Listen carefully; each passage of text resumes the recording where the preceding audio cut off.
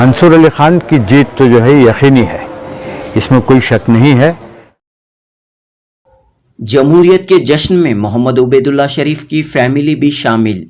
बेंगलुरु के HBR layout में मोहम्मद उबैदुल्ला शरीफ ने अपने अहले खाना के साथ पोलिंग बूथ पहुंचकर हक के राय दही में हिस्सा लिया और अपने जमहूरी हक का इस्तेमाल किया।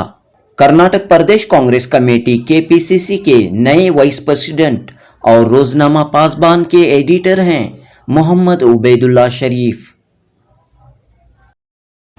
देखिए, मैं और मेरी फैमिली ने पोलिंग बूथ आकर वोट डाल दिया है।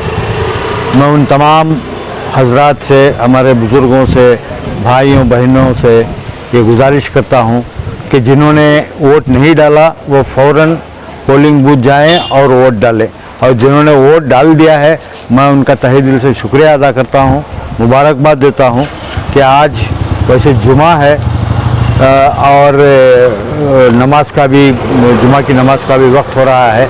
जिन्होंने वोट डाल दिया वो ठीक है, जिन्होंने नहीं डाला उनसे गुजारिश है कि आज जो है जमहूरियत की ईद है, इस ईद को मनाना चाहिए। हम अपने वोट का हक़ पूरा इस्तेमाल करना चाहिए। सबसे गुजारिश है कि वो आए और वोट डालें। मैंने इंक्वायरी भी किया और कई जगह मैं गया, खुद भी गया था। लोगों में बहुत जोश है, काफ़ी लंबी लाइनें लगी हुई हैं। गोइनपुर में, रशाद नगर में, यासीन नगर में बहुत ज़्यादा लोग लाइन में खड़े हुए हैं और वोट डाल रहे हैं। देखिए, हम तो चाहते हैं कि कर्नाटक के 28 के 28 सीटें कांग्रेस पार्टी जीते।